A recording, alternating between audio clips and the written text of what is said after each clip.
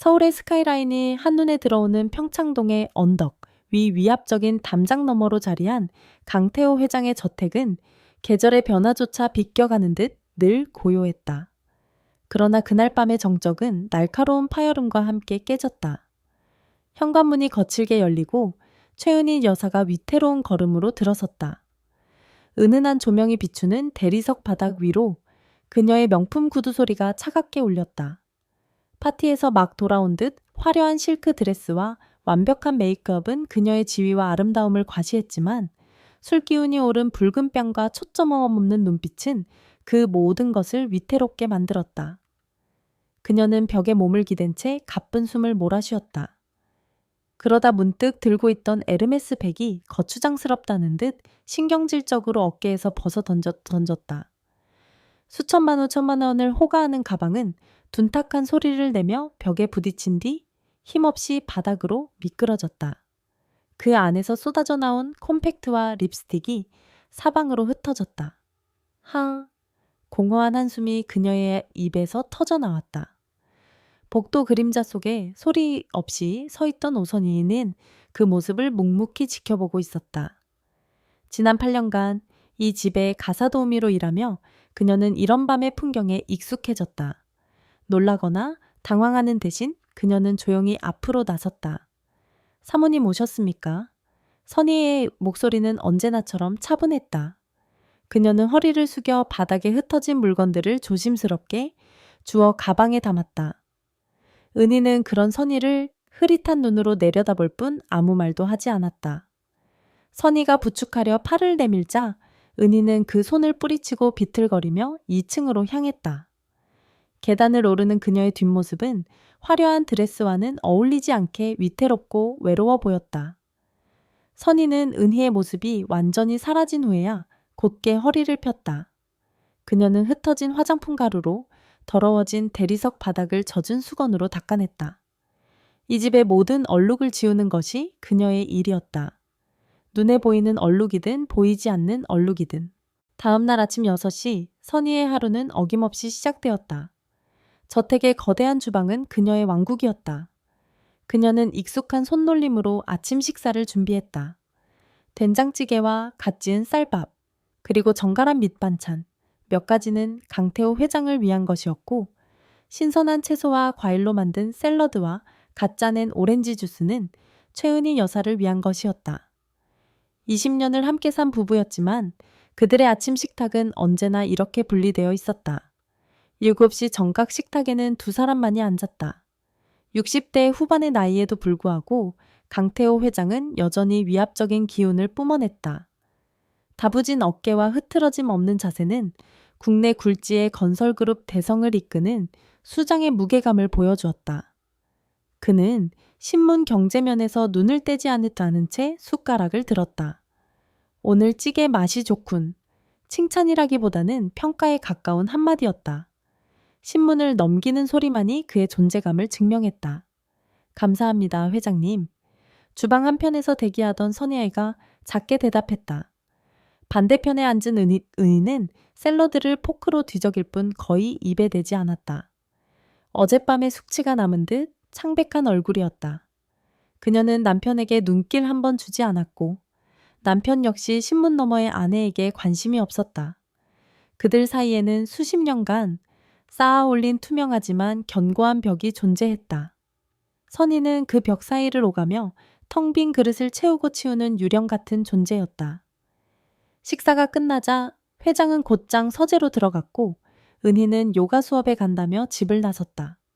텅 빈 식탁을 치우며 선희 지내는 창밖을 보았다. 최고급 세단이 미끄러지듯 저택을 빠져나가는 모습이 보였다. 저 차가 향하는 곳은 정말 요가 학원일까? 선희는 무심코 떠오른 생각을 지우려 고개를 저었다. 자신은 그저 맡은 일을 할 뿐이다. 쓸데없는 호기심은 금물이었다. 그날 오후 선희는 회장의 셔츠를 다리고 있었다. 뜨거운 스팀이 뿜어져 나오며 셔츠의 주름을 폈다. 그녀의 손길은 섬세하고 정확했다. 이 셔츠를 입을 남자의 넓은 어깨를 단단한 등을 잠시 상상했다. 8년 전 사고로 남편을 잃은 후 그녀에게 남자라는 존재는 지워진 지 오래였다. 그녀는 오직 생계를 위해 멀리 지방에서 대학을 다니는 딸의 학비를 위해 일했다. 감정은 사치였다. 저녁 시간이 다가왔다. 오늘은 딸인 강하윤이 집에 오는 날이었다. 패션 디자이너인 그녀는 독립했지만 일주일에 한 번은 꼭 들러 부모님과 식사를 했다. 하윤의 등장은 언제나 저택의 냉랭한 공기를 조금이나마 바꿔놓았다. 엄마 아빠 저 왔어요. 활기찬 목소리와 함께 하윤이 들어섰다. 그녀는 엄마를 꼭 껴안고 아빠의 서재에 문을 스스럼 없이 열었다. 하윤이 있을 때만큼은 강 회장도 신문이나 서류에서 눈을 뗐고 은희의 얼굴에도 희미한 미소가 번져졌다. 어머, 선희 아주머니. 오늘 갈비찜 정말 맛있겠네요. 냄새만 맡아도 알겠어요. 주방으로 들어온 하윤이 선희에게 살갑게 말을 걸었다. 그녀는 날카로운 눈썰미를 가졌지만 선희에게는 늘 친절했다. 아가씨 오신다기에 신경 좀 썼습니다. 선희는 옅게 미소 지었다. 하지만 식탁의 평화는 길지 않았다. 아빠 이번 주말에 시간 되세요? 엄마랑 같이 제가 아는 갤러리에 가요. 새로 오픈했는데 정말 좋대요. 하윤의 제안에 강 회장은 시큰둥하게 대답했다. 주말에 약속이 있다. 무슨 약속인데요? 골프 약속이면 취소하세요. 엄마랑 시간 보내는 게 더 중요하잖아요. 중요한 약속이야. 단호한 대답에 하윤의 얼굴이 굳었다. 그녀는 애원하듯 엄마를 쳐다봤지만 은희는 그저 와인잔만 만지작거릴 뿐이었다. 괜찮다 하윤아. 아빠 바쁘신데 뭘. 그 목소리에는 체념이 묻어 있었다. 식탁의 온도가 다시 급격히 차가워졌다. 선희는 말없이 빈 접시를 치웠다. 가족이라는 이름 아래 모였지만 그들은 서로 다른 섬이었다. 식사가 끝나고 하윤이 돌아간 뒤 저택은 다시 원래의 정적을 되찾았다. 강 회장은 서재로 은희는 자신의 방으로 들어갔다. 선희는 마지막으로 주방을 정리하고 퇴근 준비를 했다. 그때였다. 은희가 와인잔을 든 채 주방으로 들어왔다. 그녀는 이미 꽤 취해 보였다. 선희 씨, 잠깐 나랑 얘기 좀 해. 평소에 우아한 사모님과는 다른 어딘가 무너진 목소리였다. 선희는 입고 있던 앞치마를 풀며 고개를 끄덕였다. 네 사모님, 식탁에 마주 앉았다. 은희는 한참 동안 와인잔의 붉은 액체만 들여다보았다. 선희는 인내심을 갖고 그녀를 기다렸다. 선희 씨는 남편이랑 사이가 좋았어. 네, 좋은 사람이었습니다. 8년 전 세상을 떠난 남편을 떠올리며 선희가 짧게 대답했다. 그렇구나. 좋았구나. 은희는 와인을 한 모금에 털어 넣었다. 그녀의 눈가가 붉게 물들어 있었다. 나는 말이야. 이 결혼 생활이 지옥 같아. 충격적인 고백이었다. 선희는 무슨 말을 해야 할지 몰라 입을 다물었다. 사람들은 다 부러워하지. 대성그룹 안주인 부족한 거 하나 없이 사는 여자. 근데 아무도 몰라. 내가 이 집에서 어떻게 사는지. 은희의 손이 미세하게 떨리고 있었다. 그녀는 주변을 한번 둘러보더니 목소리를 낮춰 선희에게 몸을 기울였다. 비밀을 털어놓는 사람의 은밀한 몸짓이었다. 남편이? 그 사람이 날 미치게 만들어. 더는 못 견디겠다고. 선희의 심장이 쿵하고 내려앉았다. 사업 문제일까? 아니면 다른 여자가 생긴 걸까? 그녀의 머릿속으로 온갖 추측이 스쳐 지나갔다. 은희는 고개를 저으며 말을 이었다. 그 얼굴에는 수치심과 분노가 뒤섞여 있었다. 다른 문제는 없어. 오히려 너무 건강해서 문제지. 그 나이에도 짐승 같아. 짐승이라는 단어에 선희는 숨을 멈췄다. 그녀는 사모님이 무슨 말을 하는지 순간적으로 이해했지만 믿을 수가 없었다. 나는 이제 여자로서 아무것도 느끼고 싶지 않으는데 그 사람은 끝이 없어. 의무처럼 그걸 감당하는 게 매일 밤이 고문이야. 은희의 눈에서 끝내 눈물 한 방울이 흘러내렸다. 그녀는 급히 손등으로 눈물을 닦아냈다. 이런 얘기? 아무한테도 못해. 자식한테 어떻게 말하겠어. 친구들은 다 내 처지를 부러워하는데. 선희는 가만히 은혜에 떨리는 손 위로 자신의 손을 덮었다. 투박하고 거친 자신의 손과 달리 곱게 관리된 사모님의 손은 얼음장처럼 차가웠다. 힘드셨겠습니다, 사모님. 그 말 외에는 어떤 위로도 떠오르지 않았다. 은희는 흐느낌을 삼키며 고개를 끄덕였다. 미안해. 가사도우미한테 이런 추한 얘기나 하고 그냥 너무 답답해서 그랬어. 아닙니다, 사모님. 저라도 괜찮으시다면 언제든 들어드리겠습니다. 진심이었다. 하지만 그 진심의 한구석에서 선희는 자신도 모르는 감정이 싹 트는 것을 느꼈다. 그것은 연민과는 다른 어둡고 질척한 호기심이었다. 그날 밤 자신의 좁은 원룸으로 돌아온 선희에게는 잠을 이룰 수 없었다. 천장에 매달린 낡은 형광등을 보며 사모님의 고백을 곱씹었다. 짐승 같아. 끝이 없어. 그 단어들이 머릿속을 떠나지 않았다. 8년간 잊고 살았던 아니 죽었다고 생각했던 무언가가 그녀의 안에서 꿈틀거리기 시작했다. 그녀는 천천히 몸을 돌려 창밖을 보았다. 멀리 평창동 언덕 위 그 거대한 저택이 어둠 속에서 희미하게 빛나고 있었다. 선희는 마른 침을 삼켰다. 그녀는 주방에 홀로 서 있었다. 손에는 아직 닦지 않은 은희의 와인잔이 들려 있었다.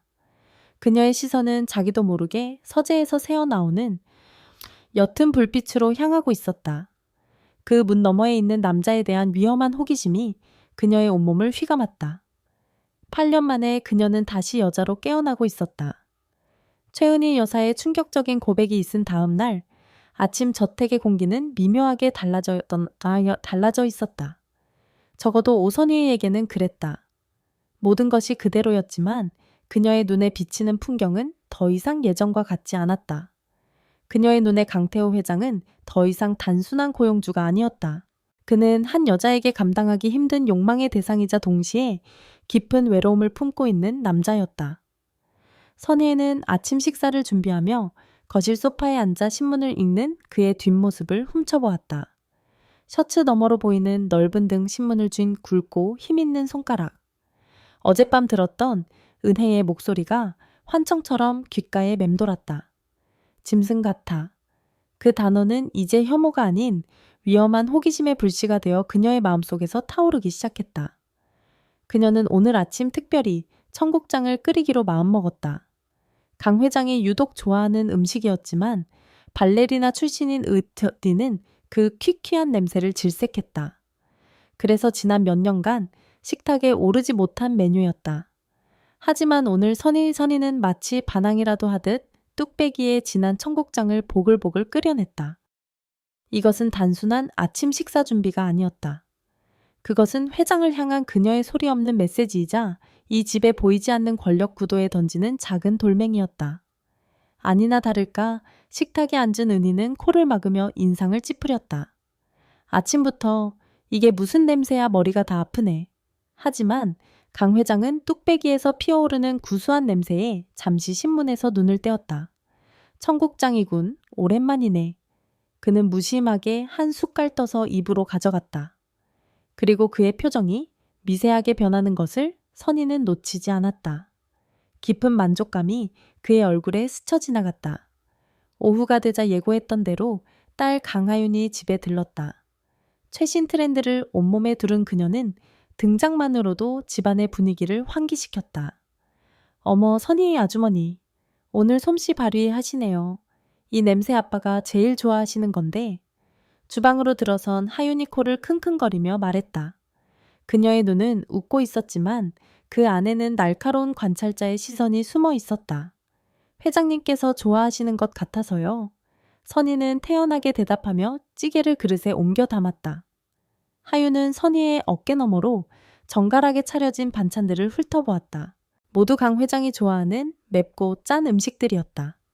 어머니인 은혜이나가 평소 질색하는 것들이었다. 요즘 우리 아빠한테 신경을 많이 쓰시네요. 하윤의 목소리 톤이 살짝 낮아졌다. 칭찬 같기도 경고 같기도 한 애매한 말이었다. 제 일인걸요, 아가씨? 그렇죠. 아주머니 일이죠. 하윤은 그렇게 말하며 덧붙였다. 아주머니 여기서 오래 일하셨으니 지켜야 할 선은 잘 아시겠죠. 그 말에 선희의 손이 순간 멈칫했다. 심장이 철렁 내려앉았다.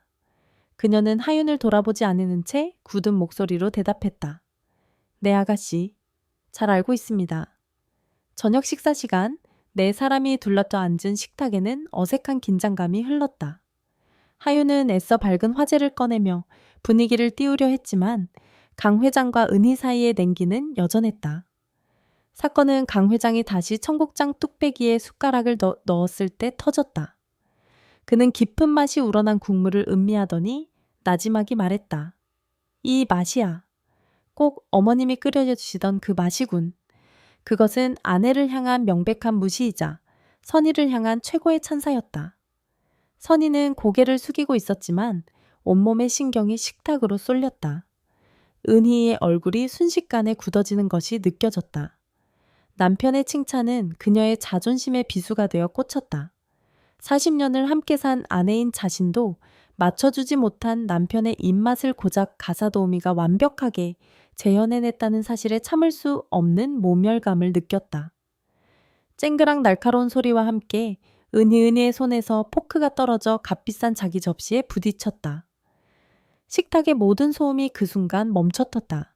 여보, 강 회장이 드물게 언성을 높였다. 난 이 냄새 때문에 더는 밥 못 먹겠어요.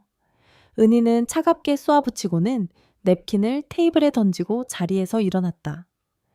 그녀는 선의를 경멸 어린 시선으로 한번 쏘아보고는 2층으로 올라가 버렸다. 식탁에는 무거운 침묵만이 남았다. 하윤은 실망과 원망이 뒤섞인 눈으로 아버지를 바라봤다. 아빠 꼭 그렇게까지 하셔야 했어요. 내가 뭘. 강 회장은 아무렇지 않다는 듯 다시 식사를 시작했다. 하지만 그의 얼굴에도 불편한 기색이 역력했다. 선희는 그 자리에 얼어붙은 채 서 있었다. 자신이 던진 작은 돌멩이가 일으킨 파문은 생각보다 컸다. 그녀는 승리감과 죄책감 사이에서 혼란스러웠다. 한편으로는 회장의 인정을 받았다는 은밀한 기쁨이, 다른 한편으로는 사모님에게 씻을 수 없는 모욕을 주었다는 죄의식이 그녀를 짓눌렀다. 그날 밤 일을 마친 선희는 버스 정류장으로 향했다. 화려한 저택을 뒤로하고 자신의 초라한 현실로 돌아가는 길이었다. 차가운 밤 공기가 그녀의 달아오른 뺨을 식혀주었다. 그녀가 일으킨 작은 균열이 앞으로 어떤 결과를 가져올지 두려웠다. 그때 주머니에서 휴대전화가 진동했다. 딸에게서 온 전화였다. 엄마 잘 지내, 나 장학금 신청했는데 아슬아슬하게 떨어졌어. 미안해. 딸의 기죽은 목소리에 선희의 마음이 무너져 내렸다. 괜찮아, 딸. 괜찮아. 엄마가 어떻게든 해볼게. 걱정하지 마. 다음 학기 등록금 1,000만 원인데 어떡하지? 엄마 수학이 넘어 딸을 밝으려고 애쓰는 목소리가 오히려 비수처럼 선희의 가슴에 꽂혔다. 등록금 1,000만 원. 방금 전까지 저택 안에서 느꼈던 위험한 감정의 동요는 그 차가운 현실 앞에서 순식간에 자취를 감췄다. 그녀의 어깨를 무겁게 짓누르는 것은 오직 돈의 무게뿐이었다. 버스가 도착하고 선희는 힘없이 차에 올랐다. 창밖으로 빠르게 멀어지는 평창동의 불빛을 보며 그녀는 입술을 깨물었다. 선을 넘지 말라는 하윤의 경고가 다시 귓가에 울렸다. 하지만 이제 그녀에게 그 선은 지켜야 할 도리가 아니라 어쩌면 넘어야만 하는 생존의 경계선처럼 느껴지기 시작했다. 청국장 사건 이후 저택의 공기는 팽팽한 활시위처럼 긴장감이 감돌았다. 최은희 여사는 오선희를 거의 투명인간 취급했다. 꼭 필요한 지시 외에는 눈길조차 주지 않았고 그녀의 모든 행동에는 가시돋친 냉기가 서려 있었다. 반면 강태호 회장은 선희에게 전보다 더 따뜻한 시선을 보내기 시작했다. 식사를 마친 후 오늘도 잘 먹었소라며 나지막이 인사를 건네거나 복도를 지날 때 가볍게 목례를 하는 식이었다. 그 작은 변화들은 선희의 마음을 더욱 복잡하게 만들었다. 돈의 무게는 현실이었다. 딸의 등록금 1,000만 원은 그녀의 어깨를 밤낮으로 짓눌렀다. 선희는 추가 근무를 알아보고 늦은 밤까지 부엌거리를 찾아 인터넷을 뒤졌다. 하지만 60을 넘긴 나이에 가사도우미 일과 병행할 수 있는 마땅한 자리는 없었다. 절망감이 안개처럼 그녀를 휘감을 때마다 평창동 저택의 안정적인 수입과 안락함이 더욱 절실하게 다가왔다. 이 자리를 잃어서는 안 된다. 어떻게든 버텨야 했다. 그러던 어느 수요일 오후였다. 은희가 문화센터 발레 수업을 가는 날 집에는 늘 강 회장과 선희 단둘만 남았다. 선희는 2층 거실 창문을 닫고 있었다. 늦가을의 햇살이 유난히 따스하게 느껴지는 날이었다. 그때 서재에서 나온 강 회장이 거실 소파에 몸을 깊숙이 묻으며 끙하는 신음소리를 냈다. 회장님, 어디 불편하십니까? 선희는 하던 일을 멈추고 조심스럽게 물었다. 아니, 괜찮소? 주말에 골프를 좀 무리해서 쳤더니 어깨가 뻐근해서. 그는 어색하게 웃으며 오른쪽 어깨를 주물렀다. 셔츠 너머로 뭉친 근육이 단단하게 느껴졌다. 바로 그 순간 선희의 머릿속에 위험하지만 떨쳐낼 수 없는 생각이 스쳐 지나갔다. 이것은 기회일지도 모른다. 그녀는 마른 침을 삼키고 최대한 자연스러운 목소리를 가장하며 말했다. 제가 예전에 남편 어깨를 곧잘 주물러주곤 했습니다. 혹시 괜찮으시다면 잠시 봐드릴까요? 말을 내뱉는 순간 심장이 발끝까지 떨어지는 것 같았다. 이것은 단순한 친절이 아니었다. 하윤의 경고를 정면으로 무시하고 보이지 않는 선을 향해 발을 내딛는 위험한 도박이었다. 강 회장은 놀란 눈으로 그녀를 돌아보았다. 그의 시선에는 당혹감과 함께 희미한 호기심이 어려 있었다. 가사도우미의 입에서 나올 거라고는 예상치 못한 제안이었을 것이다. 잠시 동안 어색한 침묵이 흘렀다. 선희는 숨을 죽인 채 그의 대답을 기다렸다. 그래, 주겠소. 그의 허락이 떨어지자 선희는 천천히 그에게 다가갔다. 소파 뒤에 서서 그의 어깨에 손을 얹기까지의 짧은 순간이 영원처럼 느껴졌다. 셔츠 위로 전해지는 그의 청과 단단한 근육의 감촉에 그녀의 손끝이 미세하게 떨렸다. 그럼 시작하겠습니다. 선희는 떨리는 마음을 애써 진정시키며 천천히 어깨를 주무르기 시작했다. 그녀는 죽은 남편에게 해주던 기억을 되살려 뭉친 근육을 정확히 찾아내 부드러우면서도 깊게 눌렀다. 시원하군. 윤나 씨 이런 솜씨도 있었소. 강 회장의 입에서 나지막한 감탄사가 흘러나왔다. 그의 목소리는 평소보다 한결 부드러웠다. 긴장이 풀린 듯 그는 소파에 깊게 몸을 기댔다. 선희는 대답 대신 손에 조금 더 힘을 주었다. 그녀의 투박하지만 따뜻한 손길 아래 회장의 단단했던 어깨가 조금씩 풀리는 것이 느껴졌다. 닫힌 서재와 넓은 거실 그들 사이에는 어떤 대화도 오가지 않았지만 손끝을 통해 수많은 감정이 교감하고 있었다. 시간이 얼마나 흘렀을까? 선희는 마사지에 완전히 집중하고 있었다. 바로 그때였다. 두 분 뭐 하시는 거예요? 얼음처럼 차가운 목소리가 거실의 고요함을 깨뜨렸다. 선희와 강 회장은 마치 전기에 감전된 것처럼 동시에 굳어버렸다. 선희는 황급히 어깨에서 손을 뗐고 강 회장은 당황하며 몸을 일으켰다.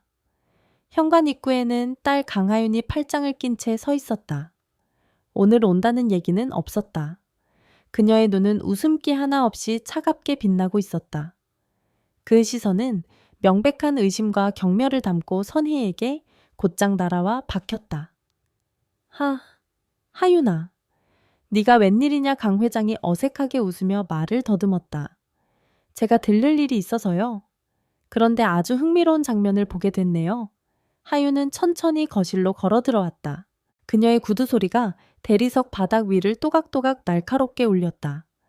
그녀는 선희의 앞에 멈춰서서 머리부터 발끝까지 훑어보았다. 선희 아주머니. 저희 집 가사도우미 업무의 안마사 역할도 포함되어 있었나요? 제가 미처 몰랐네요. 그 말은 비수처럼 날아와 선희의 심장에 박혔다. 얼굴이 화끈거려 불타는 것 같았다. 그녀는 아무 말도 하지 못하고 고개만 숙였다. 변명할 여지가 없었다. 누가 봐도 오해하기 딱 좋은 상황이었다. 오해하지 마라, 하윤아. 내가 어깨가 아프다고 해서 윤나 씨가 잠깐? 아빠. 하윤은 강 회장의 말을 차갑게 끊어냈다. 아빠는 서재로 들어가세요. 저 아주머니랑 할 얘기가 있으니까요. 그녀의 목소리에는 거역할 수 없는 단호함이 실려 있었다. 강 회장은 딸의 기세에 눌려 잠시 머뭇거리다 결국 아무 말도 못하고 서재로 발걸음을 옮겼다. 쾅 하고 서재 문이 닫히는 소리가 들리고 나서야 하유는 다시 선희에게 시선을 돌렸다. 거실에는 두 여자만이 남았다. 하유는 한치의 흔들림도 없는 눈으로 선희를 쏘아보았다. 그 눈빛 앞에서 선희는 자신이 마치 발가벗겨진 죄인이 된 것 같은 참담함을 느꼈다. 하유는 아무 말도 하지 않았다. 하지만 그 침묵은 수만 가지 날카로운 비난보다 더 무겁게 선희를 짓눌렀다. 선희는 그저 고개를 숙인 채 자신의 발끝만 내려다볼 뿐이었다.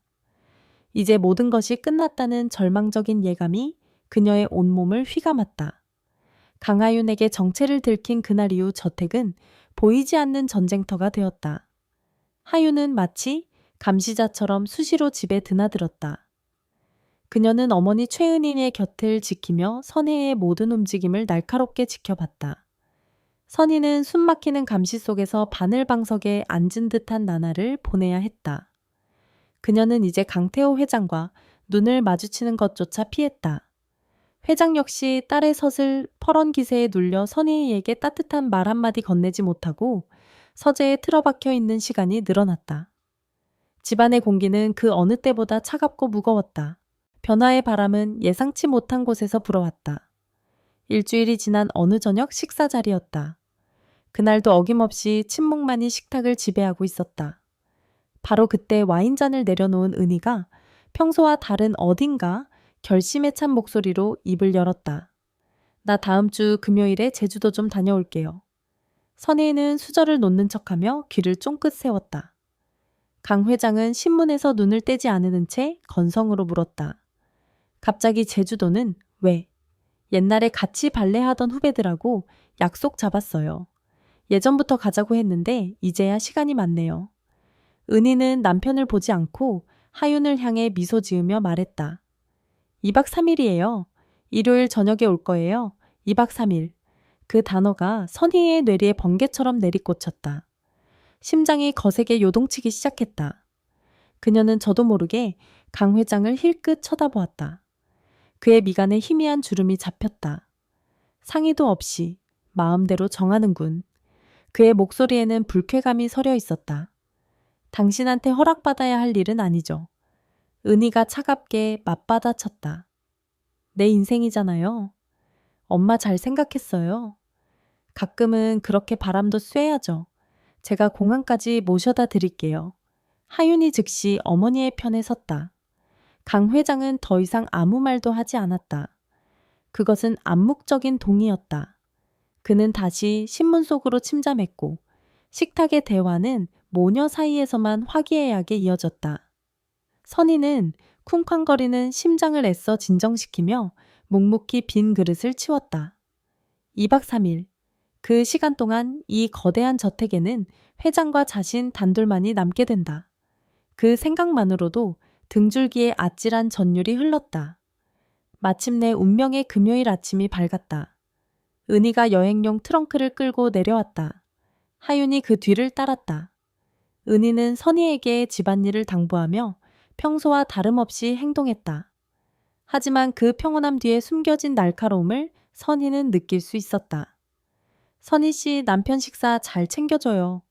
내가 없으면 또 대충 때울 사람이니까. 네, 사모님. 걱정 마십시오. 모녀가 현관을 나서려던 순간이었다. 하윤이 갑자기 걸음을 멈추고 선희를 돌아보았다. 아주머니 잠깐만요. 하윤은 선희를 복도 한쪽으로 불렀다. 그녀의 얼굴에는 싸늘한 미소가 걸려 있었다. 하윤은 핸드백에서 하얀 봉투 하나를 꺼내 선희에게 내밀었다. 이게 뭡니까, 아가씨? 선희에는 불안한 눈으로 봉투를 바라보았다. 보너스예요. 요즘 저희 부모님 신경 써주셔서 감사하다는 뜻이고요. 하윤은 봉투를 선희의 손에 쥐어주었다. 예상보다 두툼한 돈의 무게가 느껴졌다. 선희에게가 거절하려 입을 열기도 전에 하윤이 그녀의 귓가에 나지막이 속삭였다. 그녀의 목소리는 뱀처럼 차갑고 매끄러웠다. 하지만 아주머니 명심하세요. 세상에는 돈으로 살 수 없는 것도 있고 돈으로도 넘지 말아야 할 선도 있다는 걸요. 그것은 명백한 경고였다. 하윤은 선희의 굳어버린 얼굴을 잠시 지켜보더니 아무 일 없었다는 듯 돌아서서 어머니를 따라 집을 나섰다. 선희는 그 자리에 못 박힌 듯 서 있었다. 손에 들린 돈 봉투가 마치 불덩이처럼 뜨겁게 느껴졌다. 모멸감과 수치심에 온몸이 떨려왔다. 하유는 모든 것을 알고 있었다. 그녀의 의심은 확신이 되어 이 돈 봉투라는 형태로 선희의 뺨을 후려친 것이나 다름없었다. 잠시 후 현관문이 닫히는 소리가 들리고 하윤의 차가 저택을 빠져나가는 엔진 소리가 멀어졌다. 고요함, 거대한 저택에 숨막히는 정적이 내려앉았다. 마치 폭풍 전야처럼 모든 것이 멈춰버린 듯했다. 선희는 여전히 복도에 서서 손에 든 하얀 봉투를 내려다보았다. 넘지 말아야 할 선. 그 말이 그녀의 머릿속을 비수처럼 맴돌았다. 그때였다. 뚜벅, 뚜벅. 2층에서부터 누군가 계단을 내려오는 소리가 들렸다. 느리지만 망설임 없는 강태호 회장의 발소리였다. 선희는 마른 침을 삼켰다. 그녀는 도망치듯 주방으로 몸을 숨겨야 할지 아니면 이 자리에 남아 그를 마주해야 할지 알 수 없었다. 그녀의 손이 수치심으로 뜨거운 돈 봉투를 부서져라 움켜쥐었다. 발소리는 점점 더 가까워지고 있었다. 강태호 회장의 발소리는 계단 아래에서 멈췄다. 오선희는 숨을 죽였다. 그의 시선이 등 뒤에 와 닿는 것이 느껴졌지만 그녀는 차마 돌아설 용기가 나지 않았다. 손에 든 돈 봉투가 그녀의 모든 죄책감과 수치심을 대변하는 듯했다. 그건 하윤이가 준 건가? 나지막한 목소리가 정적을 깼다. 선희는 대답 대신 어깨를 움츠렸다. 강 회장은 천천히 그녀에게 다가왔다. 그는 선희의 옆에 서서 그녀가 움켜쥔 봉투를 내려다보았다. 그의 얼굴에 씁쓸한 표정이 스쳐 지나갔다. 그 애가 원래 그렇게 속이 깊지. 그는 마치 자기 자신에게 말하듯 중얼거렸다. 그는 선희의 손에서 봉투를 부드럽게 빼앗아 옆에 있는 콘솔 위에 던져버렸다. 마치 더러운 것이라도 되는 듯. 점심은 뭘로 할까? 그의 목소리는 아무렇지 않은 척했지만 미세하게 떨리고 있었다. 선희는 여전히 고개를 숙인 채 입을 열지 못했다. 모욕감으로 뜨거워진 눈물이 눈코욱창에 고였다. 울지 마시오. 강 회장의 거친 손이 그녀의 어깨를 조심스럽게 감쌌다. 놀란 선희가 고개를 들었다. 그의 눈에는 연민과 함께 그동안 애써 억눌러왔던 깊은 감정이 파도처럼 일렁이고 있었다. 내가? 미안하오. 당신을 이런 취급받게 만들어서. 그의 진심 어린 사과에 선희의 마지막 이성의 둑이 무너져 내렸다. 그녀는 결국 참았던 눈물을 터뜨렸다. 지난 8년간 겪었던 서러운 남편을 잃은 외로움 딸에 대한 미안함, 그리고 이 집에서 느꼈던 모든 감정들이 한꺼번에 쏟아져 나왔다. 그녀는 어린아이처럼 소리내어 울었다. 강 회장은 말없이 그녀를 자신의 품으로 끌어당겼다. 넓고 단단한 가슴에 얼굴을 묻자 그의 심장박동이 고스란히 전해져 왔다. 그 품은 이상하리만치 따뜻하고 안전하게 느껴졌다. 그날 점심은 결국 차려지지 않았다.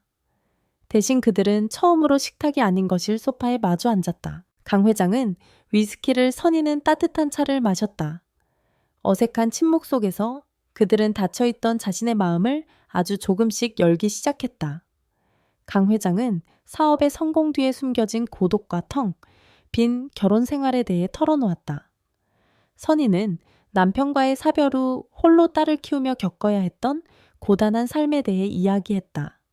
그들의 이야기는 계층도 배경도 달랐지만 그 밑바닥에는 외로움이라는 공통된 감정이 짙게 깔려 있었다. 시간이 흐를수록 그들 사이에 보이지 않던 벽이 허물어지고 있었다. 저녁이 되자 선희는 주방에 섰다. 그녀는 회장을 위해 정성껏 저녁을 준비했다. 화려한 요리는 아니었지만 그의 입맛에 꼭 맞는 따뜻한 집밥이었다. 식탁에는 두 사람만을 위한 촛불이 켜졌다. 와인도 한 병 곁들여졌다. 당신을 위해 차린 식탁은 이게 처음이군. 강 회장이 와인잔을 채우며 말했다. 그의 눈빛이 촛불에 흔들렸다. 저야말로 회장님과 이렇게 마주 앉아 식사하는 것이 처음입니다. 알코올이 들어가자 분위기는 한결 부드러워졌다. 그들은 더 이상 고용주와 가사도우미가 아니었다. 외로운 남자와 외로운 여자 그뿐이었다. 식사를 마치고 거실로 자리를 옮겼다. 은은한 스탠드 조명 아래 낡은 LP판에서 재즈 음악이 흘러나왔다. 강 회장은 위스키 잔을 천천히 돌리며 선희를 바라보았다. 그의 시선은 어느 때보다 깊고 뜨거웠다. 선희 씨. 그가 그녀의 이름을 불렀다. 윤나 씨가 아닌 선희 씨라고. 네? 그는 자리에서 일어나 그녀에게 다가왔다. 그리고 그녀의 앞에 멈춰서서 떨리는 손을 내밀었다. 그것은 함께 춤을 추자는 무언의 신청이었다. 선희는 잠시 망설였지만 이내 그의 손을 잡았다. 그의 손이 그녀의 허리를 감쌌다. 선희는 그의 어깨에 조심스럽게 손을 올렸다. 그들은 어색하지만 천천히 음악에 맞춰 몸을 움직였다. 가까운 거리에서 그의 숨결이 느껴졌다. 짙은 위스키 향과 그의 채취가 뒤섞여 선희의 감각을 마비시켰다. 음악이 끝나고 그들은 멈춰섰다. 하지만 서로에게서 떨어지지 않았다. 강 회장은 그녀의 허리를 감은 팔에 힘을 주며 그녀를 더 가까이 끌어당겼다. 선희 씨, 나 정말 외로웠소. 그의 목소리는 간절함으로 젖어 있었다. 선희는 대답 대신 눈을 감았다. 그것은 허락이었다. 강 회장은 천천히 고개를 숙였다. 그의 거친 입술이 그녀의 입술에 닿았다. 그것은 불꽃처럼 뜨겁고 꿀처럼 달콤한 키스였다. 8년 동안 잊고 살았던 아니 죽어버렸다고 생각했던 여자로서의 감각이 온몸에서 깨어나는 순간이었다. 그녀는 그의 목을 힘껏 끌어안았다. 얼마나 지났을까? 그들은 숨가쁘게 입술을 떼었다. 서로의 눈을 바라보았다. 그 눈빛 속에는 더 이상 망설임이나 죄책감이 없었다. 오직 서로를 향한 갈망만이 가득했다. 내 방으로 갑시다. 강 회장이 쉰 목소리로 속삭였다. 선희는 말없이 고개를 끄덕였다. 그녀는 그의 손에 이끌려 2층으로 향했다. 한 걸음 한 걸음 계단을 오를 때마다 그녀는 자신의 지난 삶과 지켜야 했던 모든 선들을 등 뒤로 던져버리고 있었다. 그날 밤 그들은 넘지 말아야 할 선을 넘었다. 그 거대하고 차가운 저택 안에서 두 개의 외로운 영혼은 비로소 서로의 온기로 하나가 되었다. 창밖은 칠흑 같은 어둠에 잠겨 있었지만 선희는 자신의 인생에 다시는 아침이 오지 않을 것처럼 그 순간의 모든 것을 내던졌다. 다음 날 아침 오선희는 낯선 침묵 속에서 눈을 떴다. 창문 틈으로 스며드는 아침 햇살이 값비싼 실크 커튼을 황금빛으로 물들이고 있었다. 이곳은 그녀의 비좁은 원룸이 아니었다. 평생 발 디딜 일 없을 거라 생각했던 이 집의 주인이자 안주인인 최은희 여사의 침실이었다. 어젯밤에 뜨거웠던 열기가 아직 공기 중에 남아있는 듯했다. 그녀는 조심스럽게 고개를 돌렸다. 옆에는 강태호 회장이 깊은 잠에 빠져 있었다. 늘 위험과 권위로 가득 차 있던 얼굴은 잠든 사이 무장 해제되어 세월의 흔적이 고스란히 드러난 한 남자의 얼굴을 하고 있었다. 선희는 저도 모르게 손을 뻗어 그의 뺨에 난 깊은 주름을 쓸어보고 싶은 충동을 느꼈다. 어젯밤 이 남자는 그녀를 선희 씨라고 불렀다. 지난 8년간 잊고 살았던 그녀 자신의 이름이었다. 내가 지금 뭘 하고 있는 거지? 행복감과 동시에 죄책감이 파도처럼 밀려왔다. 이것은 꼭 꿈일까? 하지만 곁에 누운 남자의 온기와 규칙적인 숨소리는 너무나도 생생한 현실이었다. 그녀는 조용히 침대에서 빠져나와 바닥에 흩어진 옷을 주워 입었다. 그의 세상에 머물렀던 흔적을 남기지 않으려는 듯 그녀의 움직임은 고양이처럼 조심스러웠다. 하지만 그녀가 방을 나서려던 순간 등 뒤에서 나지막한 목소리가 들렸다. 벌써. 가게 잠에서 깬 강 회장이 아쉬운 눈빛으로 그녀를 바라보고 있었다. 아침 준비를 해야 합니다. 선희는 차마 그의 눈을 마주치지 못하고 대답했다. 가사도우미라는 자신의 역할 뒤로 숨으려는 본능적인 방어 기제였다. 오늘은 하지마. 그가 침대에서 일어나 그녀에게 다가왔다. 그리고는 망설임 없이 그녀를 뒤에서 부드럽게 껴안았다. 오늘 하루는 그냥 오선이로 내 옆에 있어줘도. 그의 따뜻한 품과 애틋한 속삭임에 선희의 마지막 남은 이성의 끈이 끊어지고 말았다. 그날 하루는 마치 도둑질한 시간처럼 달콤했다. 그들은 평생을 함께한 부부처럼 행동했다. 아침에는 함께 주방에 섰다. 강 회장은 서툰 솜씨로 커피를 내리려다 원두를 쏟았고 선희는 그 모습을 보며 8만리에 1년 만에 처음으로 소리내어 웃었다. 그녀의 웃음소리가 낯설면서도 청명하게 텅 빈 저택을 울렸다. 점심에는 거실 소파에 나란히 앉아 샌드위치를 먹으며 낡은 흑백 영화를 보았다. 그는 자연스럽게 그녀의 어깨에 팔을 둘렀고 선희는 어색해하면서도 그의 품에 편안하게 기댔다. 이 집의 모든 가구와 공간은 그녀에게 익숙했지만 오늘만큼은 모든 것이 새롭게 느껴졌다. 차갑고 텅 빈 박물관 같던 공간이 두 사람의 온기로 채워지자 비로소 집처럼 느껴졌다. 그들은 많은 이야기를 나누었다. 그는 대성그룹을 일구기까지 겪었던 혈혈단신의 고독을 그녀는 남편을 잃고 홀로 딸을 키우며 버텨내야 했던 눈물겨운 세월을 털어놓았다. 그들의 대화 속에서 회장님과 가사도우미라는 껍데기는 완전히 사라지고 서로의 상처를 보듬는 남자와 여자만이 남았다. 선희는 오랜 세월 자신을 짓누르던 삶의 무게가 잠시나마 가벼워지는 것을 느꼈다. 이것은 단순한 육체적 관계를 넘어선 영혼의 교감이었다. 황홀한 시간은 쏜살같이 흘러 어느덧 다시 밤이 되었다. 두 번째 밤은 첫날보다 더 깊고 애절했다. 어색함은 사라지고 서로를 향한 갈망과 연민만이 그들을 지배했다. 문제는 그 다음날 새벽에 일어났다. 일요일 새벽동이 트기 전에 희미한 어둠 속에서 선희는 잠에서 깼다. 오늘 저녁이면 최은희 여사가 돌아온다. 현실이 차가운 비수처럼 그녀의 행복감을 파고들었다. 그녀는 서둘러야 했다. 이 꿈에서 깨어나 다시 오선희가 아닌 가사도우미의 자리로 돌아가야만 했다. 가야 합니다. 선희는 그의 품에서 빠져나오며 속삭였다. 5분만 더. 강 회장은 잠결에 투정 부리듯 그녀를 놓아주지 않았다. 그 모습에 선희는 잠시 마음이 약해졌지만 이내 정신을 차렸다. 그녀는 어둠 속에서 허둥지둥 옷을 챙겨 입었다. 밤사이 흐트러진 머리를 급하게 손으로 빗어 넘겼다. 그리고 늘 주머니에 넣고 다니던 플라스틱으로 된 값싼 머리핀을 꺼내 질끈 묶으려 했다. 바로 그 순간이었다. 서두르는 그녀의 손에서 머리핀이 미끄러졌다. 톡! 머리핀은 아주 작은 소리를 내며 바닥에 두꺼운 카펫 위로 떨어졌다. 그리고는 대굴대굴 굴러 방 안에서도 가장 무겁고 화려한 조각 장식이 새겨진 침대 협탁 나이트스탠드, 다리 뒤쪽에 어두운 틈새로 쏙 들어가 버렸다.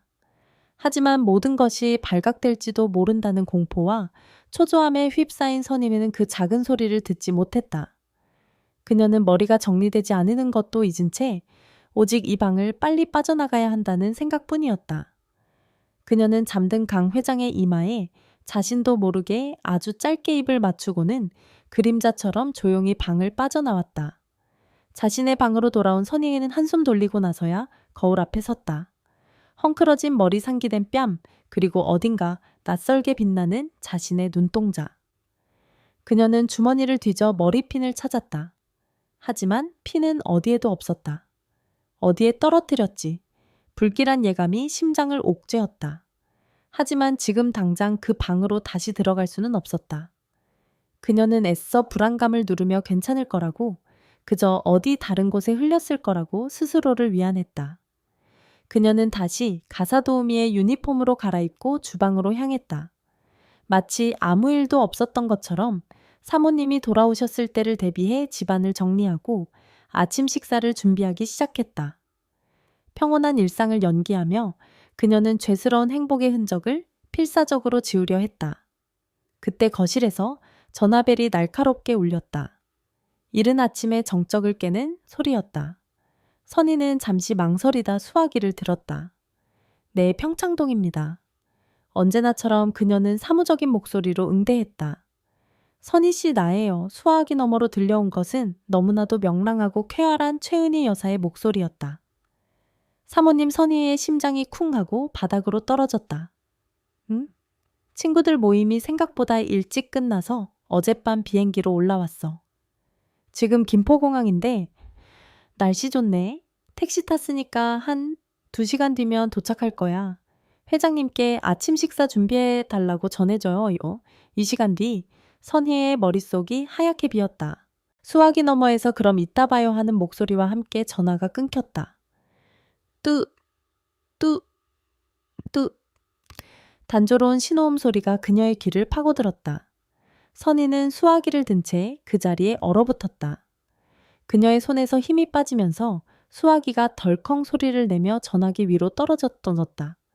달콤했던 꿈은 끝났다. 이제 곧 지옥 같은 현실이 이 집의 문을 두드릴 터였다.